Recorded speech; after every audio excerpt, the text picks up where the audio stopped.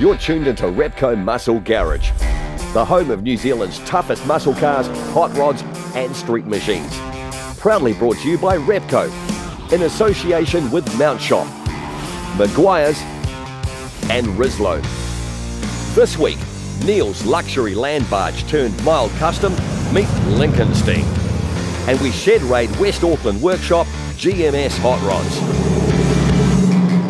But first, thanks to our mates at Mount Shop, we're headed to Maverick Dragway for the Wild Bunch Challenge. A comeback class with a heavy helping of nostalgia for a golden era of New Zealand drag racing.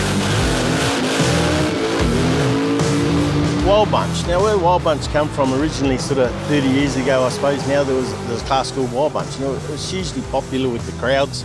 Basically, production-based sedans. It looked like your average daily driver, but with huge monster motors sticking out of the bonnet mostly. But the crowd could identify with them because it's what their grandfather maybe had or what they could see driving down the street. So I think that's what made them so popular in their day. And essentially what we've done is we've just recreated that. Same philosophy, I guess, something that everyone can recognise with and identify with. Well, these old girls were back in the 80s and very early 90s. As things progressed, we ended up with door slammer, which sort of pushed them to one side. And now there's more of these than anything else. The hills were packed here and the fields were full and people flocked to the track and this was something they enjoyed. And I think that went missing a little bit in the last 2 years. People would come to the track and race and go home and you kind of lose that social aspect. And I think we're a small enough group as it is, so to bring everyone sort of together more, that's the ultimate aim just as much as the fun and the fast racing. So. Ryan and his crew first dusted off the Wild Bunch banner back at 2019's Nostalgia Drags. It'd be fair to say the revival hasn't exactly flown under the radar. I think it surprised even us involved, like we had that first one and we sort of struggled to get 7 or 8 cars. We threw them together for a field and the response was phenomenal. And at the start of this season, we had 27 cars on the books that essentially could run at any meeting. So obviously we lose a few along the way, but to have that many that are keen to do it is pretty cool, especially of this calibre of car as well. So. For the most part, these cars stay pretty true to the original formula. That means those relatable body shapes and much of the pack running old school blown big block Chevys with the odd Hemi in the mix too. Consistency is king here. Racers can dial in between 6.99 and 7.99, and the goal is to run as close to that number as you can, but not quicker. Break out and you're disqualified. It's not all about the ET either. These guys have a reputation to uphold, and how you conduct yourself down the quarter carries a lot of weight round these parts. If you win, you get a handshake. If you do a burnout to half track, you get some money. If you swap lanes, you get money. So it's not about winning, it's about entertaining the crowd. We all like to agitate each other, talk the talk, but you won't hear that from me today because everything's been breaking for the last few rounds. So I'm just going to try and stay quiet. Not normally my strong point, but we'll see how we go. Even when it's not behaving itself, Steve's slick Chevy sure is one of the best presented cars in the class. It's a 36 Chev Master, which is a sedan, carbon fibre body. It's a 540 cubic inch big block Chev with a 1471 Litchfield supercharger running on methanol. So as to date, we've been struggling with things and our ultimate goal was a 6-second 200 mile an hour. So let's see what happens today. You've got to be serious about safety, I guess, So the first run I might be a little bit nervous. After that, if you could hear what I'm saying on the helmet, I'm sort of telling the car to go faster in my own little way. Look, Josh Tribula, it's actually my favourite car, in the 34 I think it is, and I actually got him first up in qualifying, just to be beside him with 2 old school cars. That's what I'm looking forward to the most today. The Wild Bunch Challenge marked a bit of a special occasion for Wellington's insane racing crew. A homecoming of sorts for the angry 55 Chevy. A seasoned campaigner here at Maverick Dragway with its former owner behind the wheel. No, we're talking the faster yellow blown big block Chevy here, the one behind the other slightly slower yellow blown big block Chevy. This is the first time I've brought it to Mary, so yeah, it's a first for us, but it's not a first for the car. We actually bought the car off Craig Brown from Auckland. They've been running the car for 28 years. The reason we can do what we're doing is because they've set the car up for us. You know, we don't have to chase all the things that everyone else has to chase with a brand new car. So it's been great for us. And, you know, the other 55, it was the hot rod. So I built it as a hot rod 15 years ago. We've been driving it everywhere, and then it was like, well, we'll turn it into the tow car. You know, supercharged big block, 496, towing a 525 cubic inch supercharged big block. You know, you can't do any better. The 1955 Chevy, two-door. It has a fiberglass street body, which means it's a lot heavier than most race car bodies. It's running a 525 cubic inch big block Chevy with a 1471 supercharger on it, high helix supercharger, and methanol injected. Originally that car was built for this class, and then the class fell away, so it had to go into door slammer. It had been in supercharge outlaw. It had been in all sorts of other classes, and Brownie said to me, you know, it was actually built for Wild Bunch. So having Wild Bunch come back, it was a great ups to me. It was like I bought it at the perfect time. Ryan started to bring back Wild Bunch, and it was like, mate, what can we do to help? You know, we drove all the way up here with 2 flags on the back just to say thanks. The class has also caught the attention of other well-known names you'll recognise from the sharp end of New Zealand's quickest down the quarter. With the small block Ford we had, it became the fastest NA small block in the world. We used to come down here and hardly talk to anybody. We were on a mission to try to run 200 miles per hour with a carburetor. And then the A fuel car, then the top fuel car. You were sort of very, very focused on what you were doing. We were racing for the town clock, weren't we? So where this class, as I said before, Ryan has gone left field. This class is about having fun and entertaining the crowd, so it's got my name all over it. 1971 Ford Maverick, and it was owned by Killer in the States. A mate of mine, Mike Capiano, I bought it off. It has a 475 cubic inch Hemi in it with a 1471 high helix Darren Mayer blower, so it's a very good blower. A 3-speed Lenco with a Crow 3-disc clutch and a 10.5 inch rear end diff. The diff is 10.5 inch strange rear end. The Maverick has presented the Marsh Motorsport crew with plenty of speed bumps since its arrival on our shores. Getting the Ford to run straight on New Zealand tracks has been a work in progress, but today, getting the thing down there at all proved challenging, thanks to some dodgy ignition components. You haven't got anybody in the sights except myself. I want to run a low 7 if I can. That'll make my day. The Maverick has since gone one better, running well into the 6s at a subsequent meeting. On this day, though, the Wild Bunch sure lived up to their reputation for unrelenting auto abuse, with plenty of breakages and even the occasional off taking their toll on the field and the schedule. A Plan B was put into action, and the class split into 2 brackets, taken out respectively by Gary Sinkinson in the Chop 63 Nova and Josh Tribula in the 33 Willys Coupe. The much coveted and highly contested Best Burnout Trophy went to Steve Cowboy Carlson in the 64 Falcon.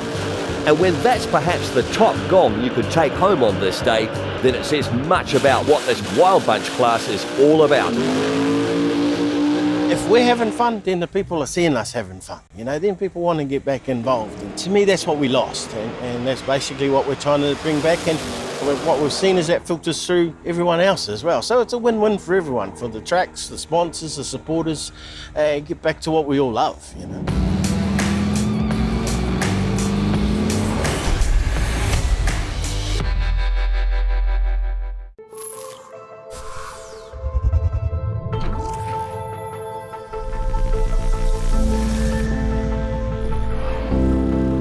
Protection of hybrid ceramic. Whoa. Now in 3 easy-to-use products. In original spray wax, now as a liquid wax, and a spray detailer. Meguiar's hybrid ceramic family with advanced SiO2 technology.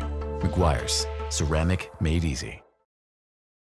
Rizlone has been in engines almost as long as engines have been in cars. Why? Because from then until now, there's never been a perfectly clean fuel. This means every time you fill up, you're adding pollutants and contaminants to your fuel system. Rizlone Fuel Injector Cleaner can cure those woes and help save your engine. Rizlone Fuel Injector Cleaner adds an upper cylinder lubricant, providing double the cleaning power out of the same bottle. We know something about aging well, so when we say it's your engine's fountain of youth under a screw top, you can count on it. Rizlone is the original engine tune-up. Available at participating stores near you.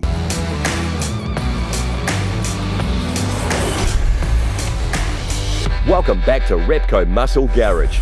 Right, thanks to Maguire's, we're in the Bay of Plenty, checking out Neil's Lux Spec Mile Custom, a 59 dubbed Lincolnstein. Growing up in my dad's paint shop, seeing cars come and go, the guys that worked there, they had all sorts of cars as well, and when watching them getting worked on, they all sort of give you that bug from a very young age, I suppose, and then I guess it went from painting push bikes and just work your way up, first car, second car, third car. All the time working towards the end goal, a 58 Caddy Coupe de Ville. A car that doesn't really look like this one at all. Yeah, good point. Was looking for a Cadillac. It wasn't actually my first choice, but probably was my second or third choice, and one came up, right price. Was already here in the country, so worked out well. Came obviously from a Texas, probably desert I would think, and it had virtually hardly any of the original paint left on it. It was all just sandblasted back to bare steel in a lot of places. The upholstery was falling through the springs, and there was just the bits of leather left on top of the springs. Suspension that all needed doing, obviously brakes, there was sand in the master cylinder, so it was really a rebuild but not a rusty car. So basically got it all going in good condition, then drove around for about 5 years in that condition, just with an old squab just sort of zip tied to the frame rails of the seat, and drove it from there, yeah. When the time came to step things up, Neil had a pile of ideas, ones he'd stashed away in the memory banks after years spent trawling through hot rod Little Pages magazines from the 60s, pocket-sized books filled with show cars of the era. What I tried to do was build a car that was a lot along the lines of cars that I'd read in those magazines and seen, but never seen for real myself because they were in America, obviously, not here. Had the Lincoln and then realised, just how good the lines are once you get used to that ugly face. Then, once I put some lines on it, it was always my idea just to do it exactly how it is now, but yeah, it just took a long time to come to fruition.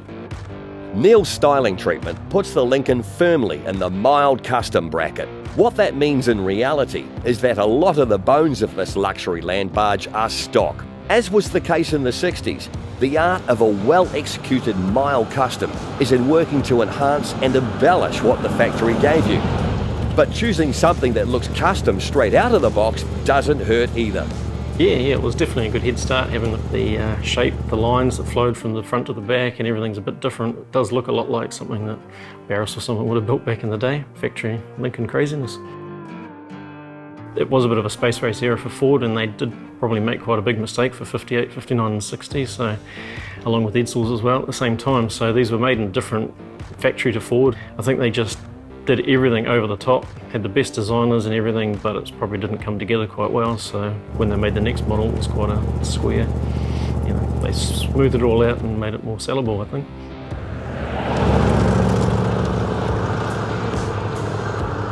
The body itself, being reasonably rust-free, was pretty easy to, start with. There's only a few dents and ripples and that sort of thing. The doors are all radiused from factories, so things like extending the guards over the top of the chrome was actually the leading edge, so if you look at the front now you can see how much they're extended.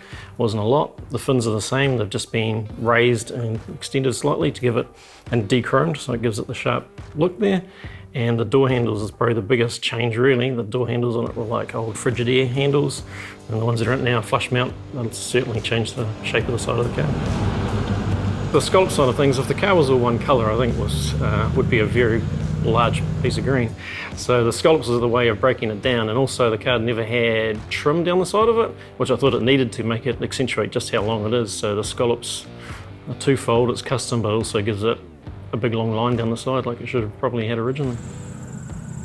When the car was first on the road and we first had it legal, we were heading to Kumeu one time and I sort of having a joke with a mate with a radio-controlled helicopter that would, I'd paint a helipad on the boot, and we painted it with orange fence paint before we left, and it sort of stayed there the whole time it was on the road. So this time around we've done it in a sort of a ghost helicopter pad that's done in lace and that on the back under the clear. The big 430 cube MEL motor and 3-speed cruise along much like they did from factory. Again, that's the norm when talking mild custom. The drop in ride height accentuates the Link's lengthy frame. Airbags may feature in this big sedan's future, but for now, Neil's enjoying cruising Lincolnstein too much to relegate it back to the shed. Yeah, it drives really well actually. It's what you'd expect from a car that's really top of the line. It's quite smooth, it floats along the road, it certainly doesn't handle very well. There's plenty of body roll, but it's nice, you can travel a long way in it and not really be tired. Yeah, I'm really happy, really wrapped. It took a long time, and there was a couple of car projects that came along, and the satin primer for probably 8 of the 10 years it was off the road. But this one was always going to be my best car, so I wanted to do it right, do it once. And that's what's happened. A lot of friends have come together, a lot of friends have helped me out and get it to where it is, and so, yeah, thanks to them as well. Okay. Thanks to Rizlone, we're West Auckland bound, shed raiding the Cumu workshop of GMS hot rods. I grew up in an era that was kind of the end of the golden years of hot rodding, where guys would build cars with their mates at home. I wasn't forced on it, but everywhere my dad went, I went. And I was really fortunate to see a lot of cool things and do a lot of cool things with hot rodding and all his hot rod buddies, you know. So he had a workshop in East Tamaki in Auckland, and Peter Dore had a workshop just 2 doors down, and Saturdays were made up of hot rods coming and going, you know. I grew up in a very impressionable time. It just evolved and it just took a path of its own, and like I say, I've been really fortunate. I've seen a lot of great things, met a lot of great people, and very thankful for all of it.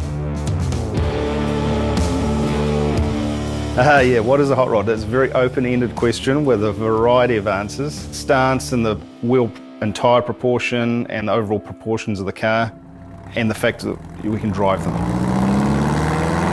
I always focus on trying to define a style for the car and then get the proportions balanced with that, and then get the component choice balanced with that. And I just can't stand trying to load a car up with a bunch of catalogue stuff or stuff that might be in the showroom, and you end up with quite a confused car, you know. So I try and make the car flow and then make it function. It's a blueprint applied to all of Greg's builds. The car needs to fit the styling of the era he's shooting for, no matter what that era might be. Yeah, my taste is varied. It's interesting that people that don't know me or don't understand hot rodding that well, they will look at my Roadster and go, it's just a blingy car with big mag wheels. But that car's positioned as a 60s, 70s era Southern California Roadster. And then we've got my Model T. So my Model T is like a 30s gal job before they even called them a hot rod. I'm all over the place, but I like things to look specific to that era. Wouldn't put large diameter billet wheels on my Roadster, just the same as you probably wouldn't put a Cadillac V8 motor in my Model T, you know? So it's got to be right. And there are a few more of those eras on show when you drop by GMS's workshop. From turnkey hot rods to this Resto Mod LS-powered 59 Corvette, there's also chassis builds, suspension reworks, repairs, and all-out restorations. So while it seems perhaps a little unfair to tag Greg as a through-and-through 32 guy, you can thank his well-travelled highboy Roadster for that. The latest shop project does continue that Deuce theme, but there's still plenty of paths to make Ford's iconic Roadster stand out from the pack. Yeah, it's been done to death, and everyone goes, oh my God, it's another 32 Ford, or whatever they do. But the reality is, there is still plenty of scope to build an individual, good-looking 32 Ford. Okay, so the Brookville Roadster came about when I came across a Brookville body through another deal, and I thought about it some more and thought, yeah, well, we could do a kind of evolution of the yellow Roadster. I always wanted to do a fended version of that using those highboy big tyres and the little ones, you know. So it's got a 16x10 rear wheel, which means you've got to do a little bit of surgery on the frame and the wheel arches. It's got exaggerated rake, and yeah, it's unique for New Zealand. There's a few guys in America that are doing that style, and yeah, it's just a fun project. Like all shop projects, they kind of get put to the side. But we're hoping to get back into it at some point. The 32 will have to get in line. The hot rod shop has just chalked up 3 years in trade, and it's a full house at GMS. and then some. With projects stacking up both on and off-site, Greg's not going to be short on ways to fill his days anytime soon. It's certainly a lifestyle thing. Everyone says you won't get rich doing it, and they're right. And you'll struggle, and they're right. But it is a lifestyle thing. From a business perspective, I'm very fortunate to be able to do this and be paid to do it. And sometimes we take that for granted. I grew up, everyone had a Chevy pickup, everyone had a few hot rods, some guys had race cars as well. I grew up thinking that was the norm. Yeah, it's been cool to have a very good lifestyle out of it, with no signs of it slowing down. I don't know what the future holds, but if it keeps going like this, it's going to be cool. Your ride needs some love? We've got you sorted.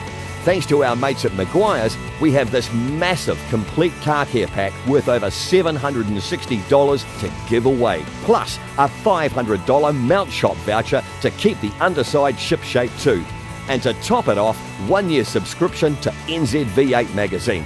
To enter, simply head to themotorhood.com and hit the Repco Muscle Garage link. The winner will be drawn at the end of the series. Easy. During this year's Repco Supercars Championship season, the garage is your go-to place for all things supercars and motoring. Exclusive content, special guests, and your chance to win amazing experiences at the track. Register your interest today. Repco Muscle Garage was proudly brought to you by Repco.